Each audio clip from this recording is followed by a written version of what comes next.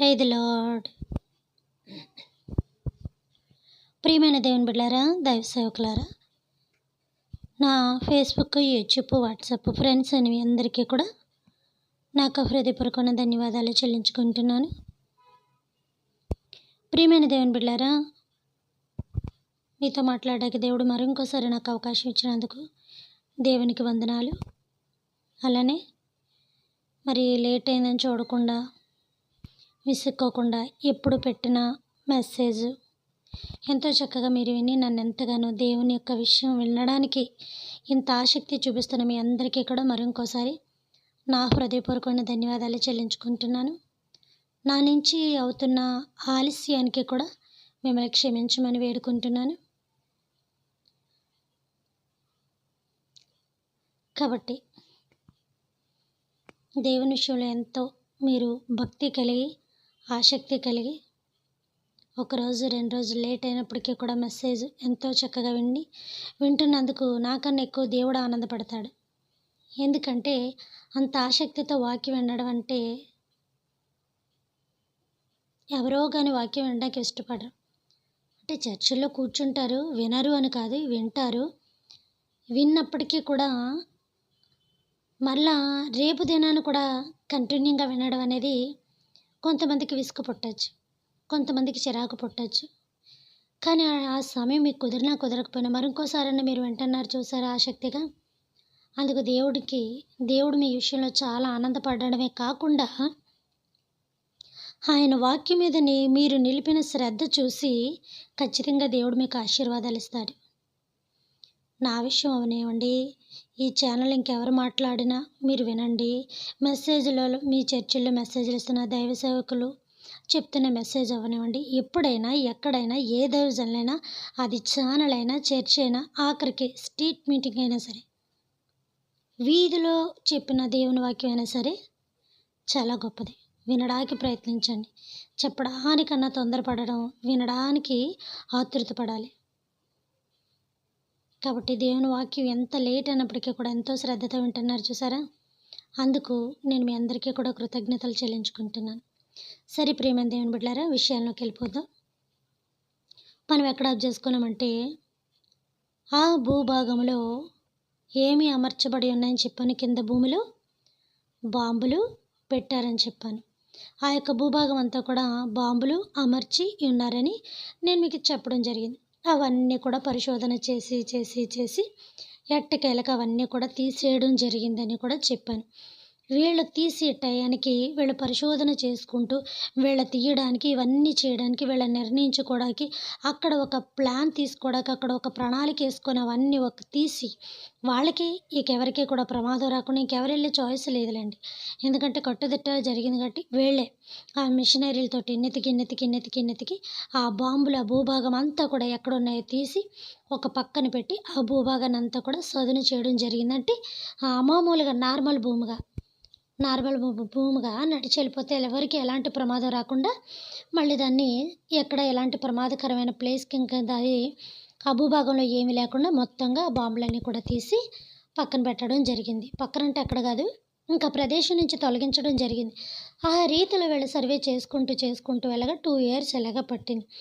ఈ 2 years ఈ 2 years చేసుకుంటుండగా 2 సంవత్సరాలు జరుగుతూ ఉంటుండగా, ఈ పరిశోధన చేస్తుండగా మధ్యన సెంటర్న ఒక అందమైన ప్లేస్ కనిపించిందని చెప్పాను కదా. ఆ ప్లేస్ ఏంటి అంటే వీళ్ళ భూభాగం నుంచి అంతా నెతుక్కొని వెళ్ళేటప్పటికి మధ్యన, ఇక్కడ భూభాగానికి మధ్యన కొన్ని మెట్లు కనపడ్డాయంట. మెట్లు, ఇక్కడ మెట్లు ఉన్నాయి ఏంటి, ఇక్కడ మెట్లు ఎవరు కట్టారు, ఎప్పుడు కట్టుంటారు, మన పురాతన వాళ్ళు ఎవరైనా కట్టుంటారా, ఇవంతా ఇలా కూరుకుపోయి ఉన్నాయేంటి, చేసున్నాయేంటి, అసలు మెట్లు ఇక్కడికి ఎలా వచ్చాయి, ఇక్కడ కనీసం ఒక చెట్టు లేదు, లేకపోతే ఒక రచ్చబండ అని చెప్పుకునే విధంగా ఒక బండ లేదు, ఏమీ లేదు. ఇంత ప్రత్యేకంగా ఇంత శ్రద్ధ నిలుపుకొని ఇక్కడ వీళ్ళు ఇంత అందమైన మెట్లు ఎవరు కట్టారు. అప్పుడు కట్టడాలు ఇప్పటికీ కూడా చాలా అందంగా ఉంటాయి. ఇప్పుడు మనం చేసే డిజైనింగ్ ప్లాన్స్ అన్నీ కూడా ఏదో పొడుగ్గాని వెడల్పుగానే ఉంటాయి. అప్పుడైతే వాళ్ళు ఎన్నో మోడల్స్ అప్పుడే కట్టేశారు. అలా ఆ మోడల్స్ ఓల్డ్ ఈజ్ గోల్డ్ అన్నట్టుగా అవి ఇప్పటికీ మనం చూస్తూ ఉంటాం. చూడడానికి వెళ్తూ ఉంటాం. విచిత్రకరమైన ప్లేసులని, అద్భుతకరమైన ప్లేసులని, పురాతనమైన చరిత్రని, లేకపోతే అలాంటి ప్లేసులు చూడదగినవి అని, రాజులవని ఇలాంటివి చూస్తూ ఉంటాం. ఎందుకంటే అప్పుడంతా చరిత్ర చాలా అందంగా ఉండేది. అందమైన కట్టడాలు కూడా కనిపిస్తూ ఉంటాయి చక్కగా. ఇప్పుడున్న శిల్పుల ముందు, ఇప్పుడున్న ఈళ్ళ ముందు, ఇప్పుడున్న ఇది ముందు ఏముంది కానీ, అప్పుడు ఎలాంటి యొక్క చదువు జ్ఞానం లేకుండా, చదువు ఉంది, చదువు లేదని కాదు, ఇంతటి జ్ఞానం లేకుండా అంత అద్భుతకరంగా కట్టబడడం అనేది చాలా ఆశ్చర్యకరమైన విషయం. అలాగా వీళ్ళు చాలా పరిశోధన చేశారు. ఇప్పటిదాకా ఏదో ఒక విషయం తేలిపోయింది, ఇక ఫైనల్కి వచ్చింది, మనం ఒక స్టేట్మెంట్ రెడీ చేసి ఇంకా గవర్నమెంట్కి ఇచ్చేద్దాము, అక్కడ ఇలా బాంబులు ఉన్నాయి, ఇవి ఉన్నాయని, ఏదో అయిపోయిందిరా బాబు అని అనుకున్నామంటే అప్పుడు ములుగం ఇప్పటికి ఇంకా తేలలేదు. మళ్ళీ కొత్తగా ఈ విచిత్రకరమైన మెట్టెలు ఏంటి అని చెప్పి ఆ మెట్లమ్మట ప్రవేశించడం జరిగింది. అక్కడున్న దుమ్ము ధూళి కప్పుకుపోయినవి అవన్నీ కూడా ఇసుక గిసుక తొలగించి జాగ్రత్తగా పరిశోధన చేస్తే ఆ మెట్లు దిగి కొలిది వెళ్తున్నాయి, దిగి కొలిది వెళ్తున్నాయి, దిగి కొలిది వెళ్తున్నాయి.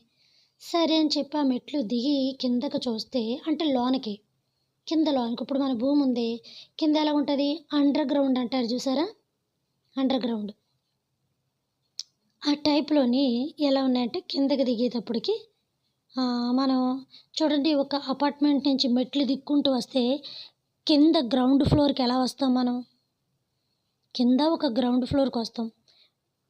లేకపోతే మన బిల్డింగ్స్ నుంచి ఒక 3 స్టేర్ 4 బిల్డింగ్స్ ఉన్నాయనుకోండి, ఈ నుంచి కిందకి దిగితే కింద గ్రౌండ్ ఫ్లోర్కి మనం ఎలా వస్తాం, ఆ టైప్లో ఊహించుకోండి. ఊహించుకోవడం కదా, అది నిజం. అలాగా దిగుతుండగా మెట్ల దగ్గర లోన చాలా అద్భుతకరంగా, చాలా అందమైన ఒక పెద్ద గుడి కట్టబడిందట. ఇంత పెద్ద గుడి ఇక్కడ ఎవరు కట్టారు అసలు, ఇక్కడ చర్చ్ ఎవరు కట్టారు, ఇక్కడ గుడి ఎవరు కట్టారని దాన్ని బాగా పరిశోధన చేసి అంతా చూస్తాడికి ఇంకా వాళ్ళకి ఆసక్తి పెరిగిపోయింది. వీళ్ళకి కావాల్సింది అలాంటివే కదా, వీళ్ళకి కావాల్సింది చరిత్రే కదా, వీళ్ళ చరిత్రలో బయట పెట్టడానికి, ఇలాంటి అద్భుతాలు బయట పెట్టడానికి వాళ్ళు ఉండేది. ఎవరు, పురావస్తు శాఖ అంటే ఇలాంటి అద్భుతాలు బయటికి తీయడానికి, ఆశ్చర్యాలు బయటికి తీయడానికి, అది మ్యూజియంస్లో వస్తువులు అయితే మ్యూజియంస్లో పెట్టడానికి, ఒకవేళ చరిత్ర అయితే బుక్ రాయడానికి. మ్యూజియంలో పెట్టినప్పటికీ బుక్ అనేది కంటిన్యూగా ఉంటుంది, ఖచ్చితంగా దాంట్లో మెన్షన్ చేసి పెట్టాలి ఎప్పుడు ఏం చేశారని అనేది. అలాగా ఈ అద్భుతకరంగా ఏం చేశారంటే, ఆ చరిత్ర కింద ఒక గుడి అక్కడ అలా ఉంది. ఎవరు కట్టారు ఇక్కడ ఇంత అందమైన గుడి కట్టారని వీళ్ళకి ఇంకా ఆసక్తి పెరిగిపోయి, అదే ఒక అద్భుతం అనేటప్పటికి కిందకి దిగేటప్పటికి ఒక అద్భుతకరమైన గుడి కనపడిందంటే వీళ్ళకి. అసలు ఈ గుడి ఎవరు కట్టారు, ఇక్కడ ఎందుకు కట్టారు, కట్టవలసిన అవసరం ఏముంది అని చెప్పి దాన్ని కూడా బాగా పరిశోధన 4 పక్కల చేసి పెట్టి ఆ కిందంతా క్లీన్ చేసి అది పెట్టి వెళ్ళేటప్పటికి ఇంకొక అద్భుతం ఏంటంటే, ఇంకొంచెం కిందకు మెట్లు కనబడుతున్నాయంట. చర్చి నుంచి గుడి నుంచి ఇంకొంచెం కింద మెట్లు కనబడుతున్నాయి. అవన్నీ శుభ్రం చేస్తానుగా తీస్తాను, ఇదేంటి ఇక్కడ కూడా మెట్లు కనబడుతున్నాయి అని చెప్పి మళ్ళీ ఆ మెట్టు ఏంటని చూస్తే కింద ఒక మెట్టు ఉందంట. ఇదేంటి ఇంకో మెట్టు ఉందని చూస్తే ఇంకో మెట్టు ఉందంట. అసలు ఎన్ని మెట్లు ఉన్నాయి, ఇలాగా ఇంకేముంది కింద అని చెప్పి మళ్ళీ వీళ్ళందరూ ఆ మెట్లమ్మట క్లీన్ చేసుకొని, ఇదంతా ప్లేస్ క్లియర్ చేసుకొని ఆ మెట్లమ్మట దిగితే ఇంకొక గుడి అక్కడ ఉందంట కింద. ఇక వాళ్ళకి ఇంకా ఆనందం ఉండపట్లేదు, ఇంకా ఏదో ఉంది ఇక్కడ, పాతాళం దాకా ఏదో ఉంది, ఏదో అనుకొని వాళ్ళు ఇంకా ఆసక్తిగా ఆ సెకండ్ గుడి కూడా చాలా నీట్గా మళ్ళీ రెడీ చేయడం, చాలా నీట్గా పెట్టడం, పరిశోధన చేయడం, 4 పక్కల దిశలంతా కూడా వీళ్ళు పరిశోధన చేయడం అనేది జరుగుతుంది. ఇక వాళ్ళు ఏం చేశారంటే, అసలు ఏం జరిగింది ఇక్కడ, ఏమి జరిగింది, ఏమి జరుగుంటుంది, ఈ గుడిలు ఎవరు కట్టారు, ఈ చరిత్ర ముందు తెలుసుకోవాలి. ఇక్కడ ఏదో అద్భుతం జరుగుంటుంది. ఇక్కడ ఏ అద్భుతాలు జరగకపోతే ఇంత మారుమూలకి గుడి ఎందుకు కట్టారు అసలు, పోనీ గుడి కడితే కట్టారు, ఈ గుడి ఎందుకు కట్టారు, ఈ మూలకి ఎందుకు కట్టారు, అది కూడా కింద గ్రౌండ్లోకి కట్టవలసిన అంత అవసరం ఏముంది అని చెప్పి వీళ్ళకి ఇంకా బాగా ఆసక్తి పెరిగిపోయి, వీళ్ళకి ఇంకా మంచి పట్టు వచ్చేసి, మంచి శక్తి వచ్చేసి ఒక విషయం మనం పూర్తి చేసినప్పుడు దాని మీద ఆశ పెట్టుకొని, దాని మీద ప్రాణం పెట్టుకొని, దాని మీద ఇది పెట్టుకొని నిరుత్సాహమైన దాని నుంచి ఒక ఉజ్జీవమైన దాన్ని మనం తెలుసుకొని ఇది చేసినప్పుడు ఒక గొప్ప కార్యాన్ని మనం సాధించినప్పుడు చాలా ఆనందంగా ఉంటుంది మనసుకి. అది చిన్నదైనా పెద్దదైనా పట్టుదలతోటి, ఓపికతోటి, అలా ఓర్పుతోటి దేవునికి మొరపెట్టుకుంటే ఖచ్చితంగా దేవుడు కార్యం చేస్తాడు. అలాగా వీళ్ళ ఆ ఓపికతోటి 2 సంవత్సరాలు దాన్ని పరిశోధన చేయగా బాంబులున్నాయి ఆ భూభాగంలో అని తేలింది. సరే బాగానే ఉంది. సరేనంతా అయిపోయింది. ఇంకా మూటముళ్ళు సర్దుకుంది. ఇంక వెళ్ళిపోదాం ఎవరింట్లోకి వాళ్ళని అనుకునేటప్పటికి ఈ సెంటర్ పాయింట్‌న ఈ చర్చ్ బయటపడింది. ఆ మెట్లు బయటపడ్డం, ఆ మెట్ల కిందకి వెళ్తే ఒక చర్చ్ ఒక గుడి కనపడడం, అదంతా బాగా క్లీన్ చేసి ఇచ్చేస్తే దాని కిందకి ఇంకా మెట్లు కనపడడం. ఇదేంటి మళ్ళీ ఇక్కడి నుంచి ఇక్కడికి మెట్లున్నాయని చూస్తే మళ్ళీ కిందకి మెట్లు ఇంకో చర్చ్ కనపడడం. వీళ్ళకి ఇంకా ఆశ్చర్యం వేసింది. లేదు, ఇక్కడేదో జరిగింది. ఇక్కడేదో జరగకూడని అద్భుతాలు ఏదో జరిగింది. జరగకూడని ఆశ్చర్యం ఏదో జరిగింది. ఏ మహానుభావుడు ఇక్కడ చరిత్ర సృష్టించాడు? ఏ యొక్క నాయకులు ఈ గుడి కట్టారు? ఏ రాజులు ఈ గుడి కట్టారు? ఇది పురాతనమైన రాజులు అని మొత్తం అంతా చరిత్ర కూపి లాగడమేలో మొదలుపెట్టారు. కాబట్టి ప్రియమైన దేవుని బిడ్డలారా, ఒకటి నుంచి ఒకటి మనమైనా దేని విషయాన్నైనా కొంచెం పరిశోధన చేసి ఒక్క 10 నిమిషాలు కూర్చొని ఏదైనప్పటికీ మనం ఆలోచించగలిగితే మనం చేసింది తప్ప ఒప్ప, ఏది చేయాలి ఏది చేయకూడదు, ఎలా మాట్లాడాలి ఎలా మాట్లాడకూడదు, అసలు ఎదుటి మనిషితోటి ఎలా ప్రవర్తించాలన్న విషయం ఎవరు మనకి చెప్పక్కర్లేదు. మనకు మనమే నేర్చుకుంటామని కన్నా దేవుడు నేర్పిస్తాడనేది మంచిది. బైబిల్లో లేని మాట అంటూ లేదు. నేను మెసేజ్ స్టార్ట్ చేసిన కాడి నుంచి ఇప్పుడు కాదు, ఏ రోజైతే నేను ఛానల్స్లో మెసేజ్ ఇవ్వడం మొదలెట్టాను అప్పటి నుంచి చెప్తున్నాను, బైబిల్ చదవండి బైబిల్ చదవండి బైబిల్ చదవండి అని. ఈరోజు నేను కొత్తగా ఈ అంశం చెప్పట్లేదన్న విషయం మీకు తెలుసు. మీకు వీలున్నప్పుడల్లా అట్లీస్ట్ ఒక 10 నిమిషాలన్నా దేవునికి ఇవ్వండి అని చెప్తున్నాను నేను. కాబట్టి మన జీవితం అంతా బైబిల్లో రాయబడి ఉంది. చరిత్ర అంతా బైబిల్లో రాయబడి ఉంది. సృష్టి అంతా బైబిల్లో రాయబడి ఉంది. ఏ మనిషి ఎలా జీవించాలి, ఏ వస్తువుని ఎలా నిర్మించాలని అంతా రాయబడి ఉంది. ఇదంతా మనకి ఎందుకు తెలియట్లేదు? ఒకరు చెప్తుంటే ఎంత ఆశ్చర్యంగా ఉంది, ఎంత అద్భుతంగా ఉంది, ఎంత వింతగా చెప్తున్నారు, ఎంత కొత్తగా ఉంది అని మీకు కొత్తగా కనబడుతుందంటే అర్థం ఏంటి తెలుసా? నేను చెప్పింది మీరు చెప్పగలుగుతారు. విషయం ఏంటంటే భావం వేరుగా ఉంటుంది, అర్థం వేరుగా ఉంటుంది. మరి ముఖ్యంగా దేవుడిచ్చిన ఆత్మీయమైన మర్మం వేరుగా ఉంటుంది. అర్థం అనేది ఒక గంట కూర్చుంటే అందరికీ అదే అర్థం వస్తుంది. అర్థం అనేది అందరికి ఒకటే వస్తుంది, భావం కూడా అందరికి ఒకటే వస్తుంది. కానీ మర్మం అనేది దేవుని యొక్క ఆత్మ కలిగినప్పుడు మాత్రమే దేవుడు మాట్లాడుతూ ఉంటాడు. అది కూడా పరిశుద్ధాత్మ దేవుడే మాట్లాడుతూ ఉంటాడు. ఎందుకో తెలుసా? మర్మములు చెప్పు ఆత్మయు అని కూడా బైబిల్లో ఉంది మనకి. అందుకని నీ దైవజనులు నీ మందిరంలో వాక్యం చెప్తున్నప్పుడు నువ్వు వాళ్ళని కనిపెట్టు. దేవుడు నీతో ఏం మాట్లాడుతున్నాడో, నీ దైవజనుల ద్వారా ఏ వాక్యాన్ని బయలుపరుస్తున్నాడో నీకు, అది నీ పాపానికి సంబంధించిందా, నీ అనారోగ్యానికి సంబంధించిందా, నీ కుటుంబంలో ఉన్న ఏ ప్రాబ్లం కన్నా సంబంధించిందా, అసలు దేవుడు ఆయన ద్వారా ఏం మాట్లాడతారు, మన అయ్యగారి ద్వారా ఏం మాట్లాడతారు, మన దైవజనుడి ద్వారా ఏం మాట్లాడతారని ఎప్పుడైతే దైవజనుల మీద వాక్యం మీద వాళ్ళ పక్కన పెట్టేయండి, వాళ్ళ నోట నుంచి వచ్చిన వాక్యం మీద మీరు శ్రద్ధాభక్తులు నిలిపి చక్కగా వింటారో, అమ్మలెక్కల ఊసులు ఆ ఊసులు ఈ ఊసులు మాటలు పెట్టుకోకుండా భక్తిగా శ్రద్ధగా విశ్వాసంగా వింటారో ఆ విశ్వాసం నేను బలపరుచుతుంది. ఆ వాక్యంలో మాటలు వినుట ద్వారా విశ్వాసం కలిగినంటే సాక్ష్యం అనుకుంటున్నారా? సాక్ష్యాలు ఆవిడకి ఆ మేలు జరిగింది, నాకు ఈ మేలు జరిగింది, ఇతనికి ఆ మేలు జరిగింది, ఇతనికి ఈ మేలు జరిగింది. ఆయన చేసిన ఉపకారములలో దేని మర్చిపోకంటే అర్థమేంటి? ప్రతీది మనిషి కంటగట్టేసుకోవడం, ప్రతీది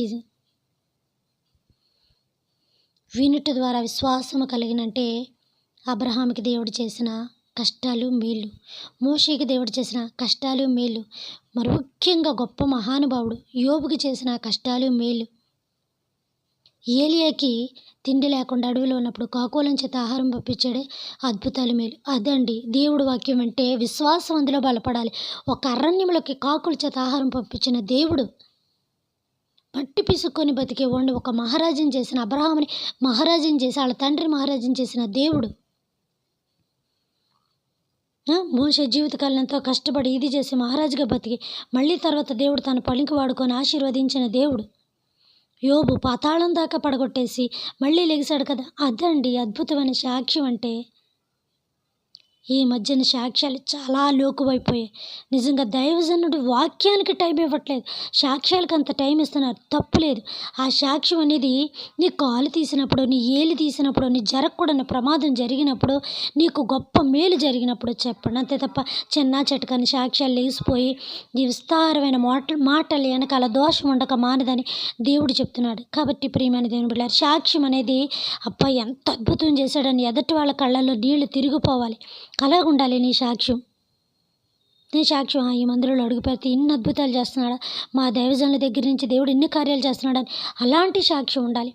సాక్ష్యాలంటే ఎటకారాలు అయిపోయి ఈ మధ్యలో, దేవుడు అంటే చులకనైపోయి మళ్ళీ దాన్ని ఒక గంట సాగదీయడం, దైవజనుల వాక్యానికి టైం లేకుండా. వాక్యం మనం వింటే మనకి విశ్వాసం కలుగుతుంది. వినుట ద్వారా విశ్వాసం కలిగినంటే వాళ్ళకి అలా చేసిన దేవుడు మనకి చేయడా అని వాళ్ళ ద్వారా అద్భుతం కలుగుతుంది. అంతే తప్ప నీ సంఘంలో ఒక ఆవిడ చెప్పిందని, నీ సంఘంలో కథను చెప్పాడని వాళ్ళకి జరిగిన అద్భుతాలు కాదు. అది నువ్వు నమ్మబట్టి, నువ్వు ప్రార్థన చేయబట్టి దేవుడు అలాగే చేస్తాడు. నీ దైవజనులకు ప్రార్థన చేయబట్టి చేస్తాడు దేవుడు. ఇంకా నువ్వు గట్టిగా ఉండడానికి, ఇంకా నువ్వు బలపడడానికి, ఇంకా నువ్వు విశ్వాసంలో ఎదగడానికి, ఇంకా నువ్వు భక్తిగా ఉండడానికి, నీ భక్తి స్థిరంగా ఉండడానికి, నువ్వు స్థిరుడివై ఉండడానికి, నీ భక్తి విశ్వాసంలో నువ్వు జారిపోకుండా ఉండడానికి గల కారణం బైబిల్లో ఉన్న భక్తుల్ని దేవుడు మన ముందు ఉదాహరణ పెట్టాడు. ఆ ఉదాహరణలే దైవజనుల నోటంట వాక్య రూపాలు వస్తున్నప్పుడు మనం ఏం చేస్తున్నాం తెలుసా? పక్కన పెట్టేస్తాం. అందుకే దేవుడు ఒక మాట చెప్పాడు, సంఘములో ఆత్మ చెప్పుచున్న మాటలు చెవిగల మాత్రం వినను. ఏమనందరికీ చెవులు లేవా? ఆత్మీయమైన చెవులు. ఎందుకంటే వాళ్ళ నుండి మాట్లాడేది పరిశుద్ధాత్మ దేవుడే కానీ వేరొక్క వారు కాదని ఖచ్చితంగా దేవుడు చెప్పాడు. అంటే మాట్లాడుతున్నారు పరిశుద్ధాత్మ దేవుడు. ఇక్కడ ఏమని చెప్పాడు? మన చెవుకి ఇచ్చాడు లింకు. ఆత్మ కలిగిన చెవులు, ఆత్మీయమైన చెవులు, దురద చెవులు కాదు. ఏ వాక్యాన్ని ఎక్కడ పెట్టేస్తున్నాం? అన్నీ మనకు అంటగట్టేసుకోవడమే. ఏ వాక్యాన్ని ఎలా వింటున్నాం, ఏ వాక్యానికి ఎటువంటి ప్రాధాన్యత ఇస్తున్నాం. వాళ్ళని దైవజనుల వాక్యంలో ఎత్తిపెట్టి మనకి చెప్తున్నారంటే మన జీవితంలో కృంగిపోయినప్పుడు అలా ఉండాలని, నలిగిపోయినప్పుడు ఎలా ఉండాలని, దేవునిలో ఎలా నిలబడాలని, స్థిరులై ఉండాలని, ఎక్కడికి వెళ్ళకూడదని, సంఘాలు వదలకూడదని ఇలాంటివి మీకు బోధిస్తున్నప్పుడు అన్నీ పక్కన పెట్టబట్టి ఈరోజు క్రైస్తత్వం నలుగురిలో చాలా చులకనైపోయింది. ఒక పాట చులకనైపోయింది, ఒక భక్తి చులకనైపోయింది, ఒక ఇది చులకనైపోయింది. ఎంత దారుణంగా బయట ఉన్నది అంటే ఒకసారి గుర్తుపెట్టుకోండి ప్రియమైన దేవుని బిడ్డలారా. నేను అందరినీ ఉద్దేశించి కూడా అనట్లేదు.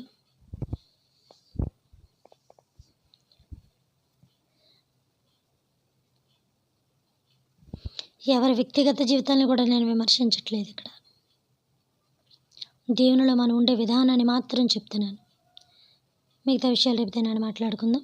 పరలోకమందున్న మా తండ్రి, మీ నామము పరిశుద్ధపరచబడును గాక, మీ రాజ్యం వచ్చును గాక, మీ చిత్తము పరలోకమందున నెరవేరినట్లు భూమి అందరూ నెరవేరును గాక. మనదైన ఆహారాన్ని మాకు దయచేయమయ్యా. మాకు భువనస్తుల అపరాధములను మేము క్షమించిన ప్రకారము మా అపరాధములను మీరును క్షమించండి తండ్రి. మమ్మల్ని శోధన నుంచి తెగకడిని తప్పించమునైనా.